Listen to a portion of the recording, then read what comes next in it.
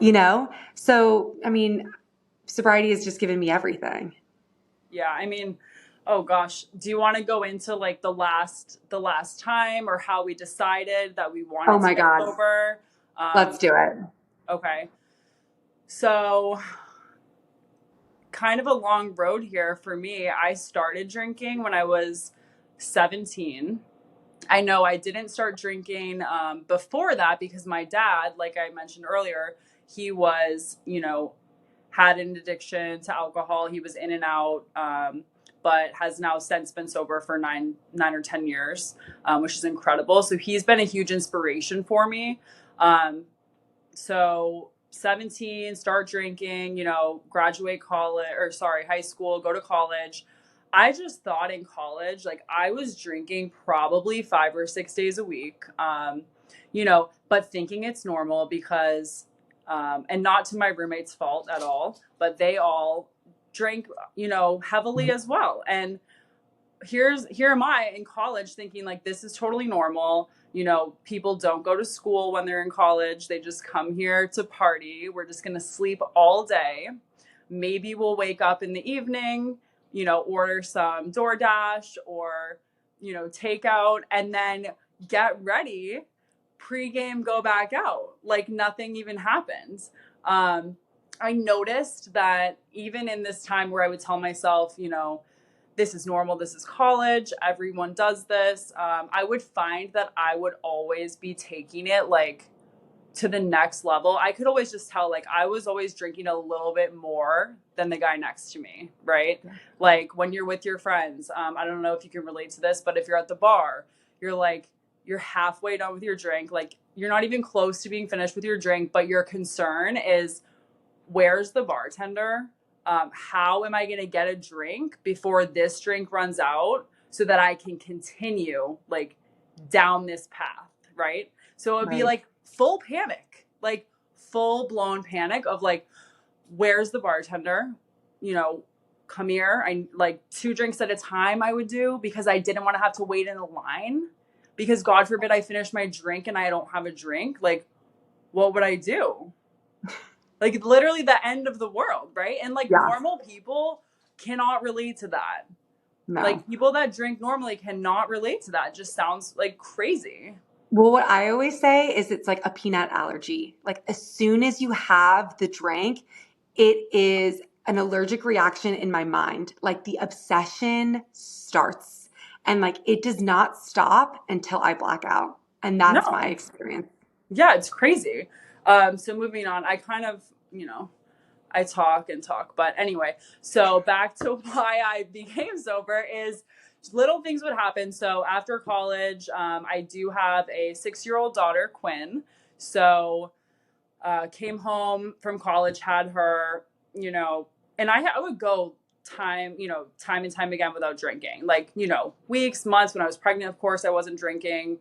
After I had her, I wasn't drinking. But I did go out like pretty soon after I had her. It was like a month or two after I had her. I just remember I was looking through pictures the other day. I fell on my way home, totally blacked out, ripped a hole in my jeans. And it was just things like that, like little events. I call them little events because to me they were like little because they didn't involve like jail, prison, DUI. Like my bottom wasn't, and thankfully for me, it wasn't, going to jail or having to go to a rehab. I was able to recognize it and stop it because we were on that road. Like we were very close to being there right before I stopped. Thank God, right? So little things, I tried to punch my dad in the face on Christmas. I would try to fight like my sister. I tried to fight her once. My best friend from back from 8th grade, like we're still close. She's still my best friend. So I tried to get into a fight with her. I went out to like a work brunch and totally blacked out, took an Uber home, have no idea, like no memory. Woke up. I was supposed to pick up Quinn from her dad's. It was like 6 p.m. and my mom came barging into my condo. I'm like totally shit faced, blacked out in my bed. Like everything became second to the drink, right? So my Mhm. daughter, who's like the most important thing in my life, like, nope. alcohol first. Any relationships, nope, alcohol first. Hey, do you want to go out and drink? I should have said, hey, I have, chores to do. I have these things to do. I have these responsibilities. And I would drop everything and I would go.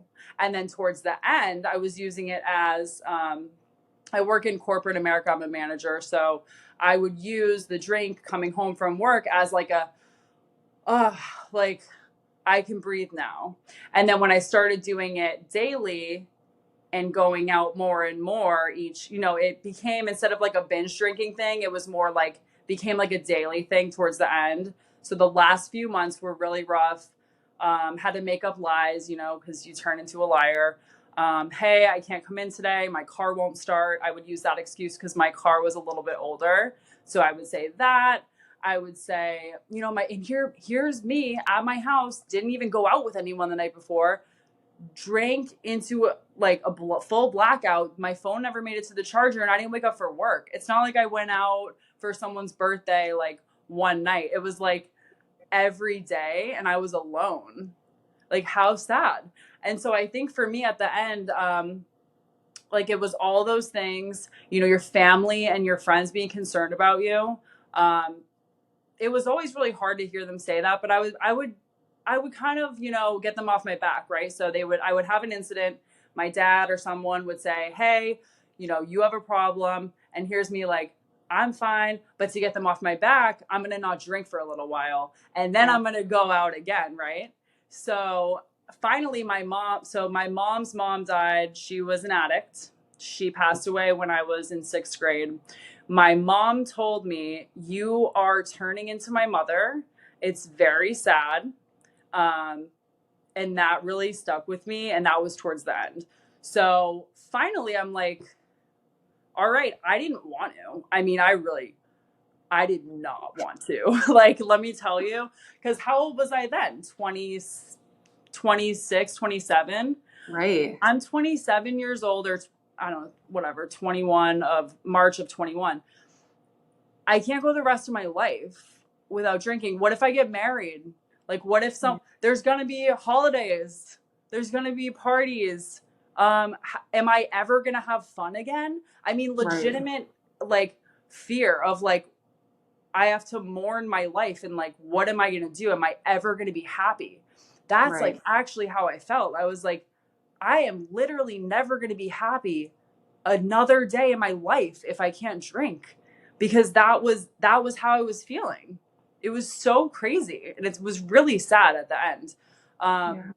But I went out the last night and I was telling everyone at the bar, I'm like, this is the last night for me. And I'm sure they were all like, whatever, like, we'll see you tomorrow. You know what I mean? They're probably like, all right, whatever.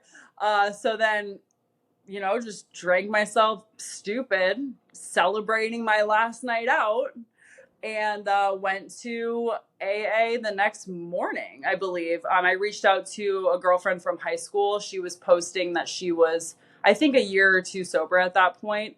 I hadn't talked to her in years, but I was like, hey, I don't really know anyone that's sober besides my dad. And I really don't want to tell my dad, like, hey, man, I'm ready, So, and I am really close with my dad, but I just needed someone that I could connect with. And I needed to be able to hold myself accountable, right? So I reached out to her.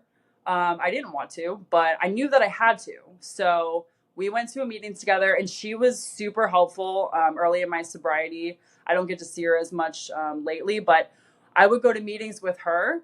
And that's really how it ended for me. I didn't want to accept it. I wasn't happy. I really wasn't planning on staying sober. I couldn't fathom like the idea of, for the rest of my life, I will not drink again. Right. That was really, really hard for me. It's been, it's way easier now, but that was really hard. I mean, for the first like probably year, I want to say, I just really, really struggled with that. And I think that's part of why I never really connected with my sobriety date, because I didn't want to recognize that I was actually doing it, like counting the years until oblivion and beyond. Yeah. Right. See, I think it's so interesting because for me, Like the thought of being sober forever is a relief. Like I'm like, it's over. Like I never have to do that again. Like for me, the end is like thank God. Like I never, ever, ever have to do it again. So like, my story a little bit, I, didn't have an issue with alcohol. I never felt like alcoholic or that obsession to drink until probably my junior year of college. And I, just like you, I was going out 5 times a week, isn't in a sorority, drinking every day, almost every day, like maybe Wednesday, Thursday, Friday, Saturday, study Sunday. But it wasn't until like my like late junior year that I specifically remember the day, like the night that I started drinking and things shifted for me. I was laying in bed and I ordered like a big, like 12 pack of beer and I just drank like the entire thing. And then the next night I did it again. And the next night I did it again. And then I was going to the bar by myself and like sitting with wine. And like that had never been like my relationship with alcohol. And with that, like the obsession kind of started of like kind of doing it every night. And that then started like my daily drinking. And I did that every day, honestly, until like 2 years later. And I was working in New York. I graduated college, thankfully. I moved to New York. I was a buyer for a huge fashion company. And I would leave work and pick up a bottle of Tour wine and go home and drink and then wake up and do it all over again. And that was like my life for 2 years. And, thank God I never got fired or no consequences happened, but like that was not the best version of me. And, during my drinking, like things, my drinking didn't always look exactly the same. Then I met somebody and it kind of switched to weekend drinking and I kind of like chilled out during the week and, thus like started this weekend binging and the occasional like drink in the middle of it where like I just couldn't stop the obsession and like 3 days would go by and I would just drink every single day for those 3 days and then come out of it and then, okay, like I have work to go to, like I'm okay, I'm okay. And then the pandemic happened and it was just like a weird combination of all my drinking habits where it was like days on end and then like morning drinking, hiding alcohol. I just could not stop. And I always describe it like when I speak in like AA meetings is like work just like propped me up. Like I was just like a doll, like walking to work, just propped my life up. But when I lost that and I wasn't going to an office every day in COVID, like I saw the woman I was and I was just a slave to alcohol. Like all I wanted to do in my life was drink. And when I wasn't drinking, I was thinking about drinking. And, the person that I was dating at the time, like didn't really notice that I was doing this. Like I was hiding it so much. But then, after that bachelorette party, like it just became so public, like in my family. And I remember really talking to him, the person I was dating at the time, and saying, I think I need to go to AA. Like, what do you think about that? And he was super accomplished. He had gone to Ivy League schools. He worked in hedge funds. And I was humiliated to look him in the eye and admit that I think that I needed help with the 12-step program. And he looked at me and he goes, I think that's great. I think you should go. And it took someone else giving me permission to take care of myself for me to go to that first meeting. And I met my sponsor at that first meeting, my first sponsor at that meeting. And it was truly like I was washed ashore and all I did was put a hand out and someone grabbed me and pulled me up. And I haven't stopped going to meetings ever since. And, for me, like when I got sober, like my personality, like nothing changed in me. And working a program, like, and making amends to people that I've harmed in my past, like has transformed me as a woman. And that girl that I, ruined her bachelorette party. Now, 2 years later, I've been able to make amends to her and we're hanging out for the first time in 2 weeks. Yeah. For not having a relationship for 2 years, I made amends to her last year. And I just reached out to her hoping that she would say yes. And she was so excited. And like, that is a gift of like my sobriety. Like I burned bridges when I drank and I, wasn't capable of like achieving goals. Like I didn't think big. I didn't dream big because I didn't believe and trust in myself that I would be able to achieve those things. And, I've been struggling the last couple of weeks with some anxiety and, I was just sharing, I live in my childhood home. I'm in Manhattan Beach and I grew up here. And so a lot of that comes up when I'm home. Like a lot of that like feeling of like I wasn't good enough when I was younger and like the mistakes I've made, the failures that I lived through, and the shame that I have to face when I like walk around. Like luckily for me, like I can like walk with my head held high, but it still comes in waves of like that shame and embarrassment. But Hmm. like today, I trust that I can take care of myself. Like that 16-year-old girl that like faced all that humiliation of like being an alcoholic in the making and like not knowing what to do with myself. Like I get to take care of her. Like I'm getting us sober, like together, I'm doing this for us. So I can walk around the town that I live in with my head held high and achieve goals. I've started my own business in sobriety. We've done this in sobriety. Like I feel truly limitless. And, it's just like a testimony to that. But I'm just so excited that we are doing this and like taking this leap of Yay! I'm so faith. excited. Wow, you're Yeah. so inspiring. You're amazing. Thanks, love. You are Love too.